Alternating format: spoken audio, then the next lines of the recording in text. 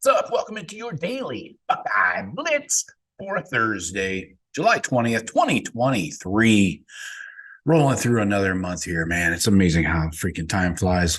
I know they say that there's no off season in college football, and I think there really isn't.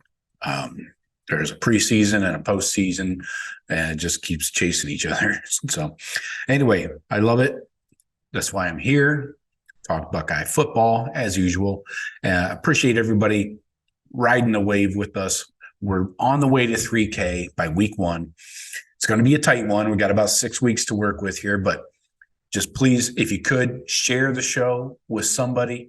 Go grab your kids' phones and start subscribing to the Buckeye Cast. I'll keep it clean, I promise. Anyway, appreciate everybody with us. Today we're talking condition of the position. This is the last group of the offense, and we're going to flip over to the defense coming up and mix in some of those shows going forward. So the tight end group, last offensive group that we haven't talked, the one group we haven't talked about. So let's talk tight ends. Let's talk turkey about the tight ends. So we got our players. And I'll give you the remaining eligibility for them, and then we'll get into how the season looks. So you got Cade, obviously. Cade Stover has 2 years of eligibility left. G. Scott Jr. has 2 years. Joe Royer, 2 years. Sam Hart, 3 years. Bennett Christian, 4 years. And Jelani Thurman, 4 years. So Jelani is the true freshman. Keep that in mind. So returning production, obviously, with Cade getting the bulk of the action as far as getting the ball in his hands last year, he had so returning production is 95.6% of receptions, 95.9% of receiving yards, and 85.7% of receiving touchdowns. I think Mitch Rossi had one last year to throw that off. But anyway, then coming up in 2024, you got 2 4-star guys, Max LeBlanc and Demarion Witten. So we'll get to them here towards the end. So looking at this season's outlook, tight end is the ultimate developmental position because everything that it requires. We've heard Kevin Wilson say that for years, and it makes sense because, you're required to block. So you got to learn blocking schemes, you got to work in concert with the O-line. Then, oh, by the way, you got to be a receiver too and learn route trees. You got to work on your hands, everything that entails. So you're kind of that dual position kind of versatility thing, is key for tight ends. So Cade obviously was the most productive last year. And in almost 30 years, he was the most productive. 36 catches, 406, 406 yards, 5 touchdowns. But injuries really piled up on him throughout the second half of the season and really hurt his play, and when he went out of that Georgia game, it did hurt the Buckeye offense.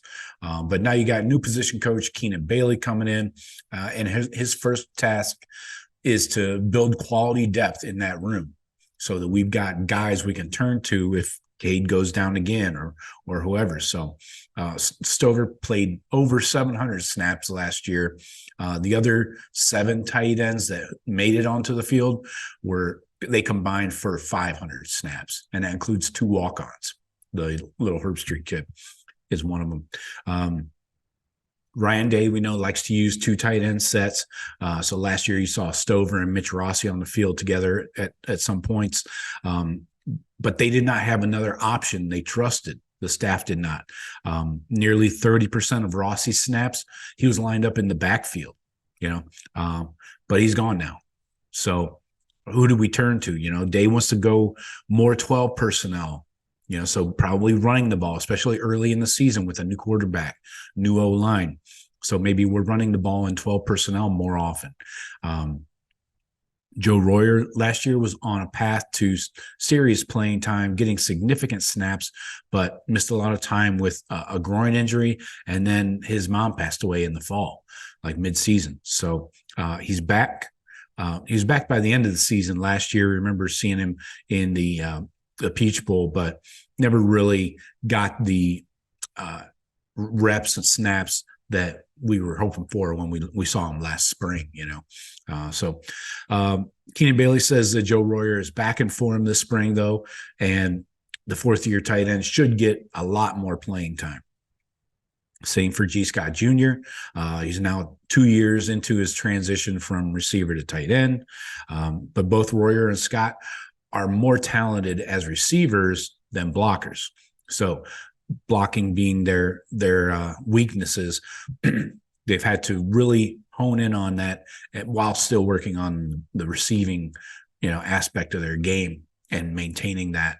Then you got Sam Hart. He was a blocker in the backfield during spring practice, so maybe he gets some of those Mitch Rossi type snaps, in the backfield as a fullback type. Then you got Bennett Christian. He offers some upside as a blocker in jumbo packages. So that's a way for him to get some snaps in the fall, but needs to still work on his receiver skills, of course. Then the legend, my guy, true freshman Jelani Thurman. It's not just because he's a freshman.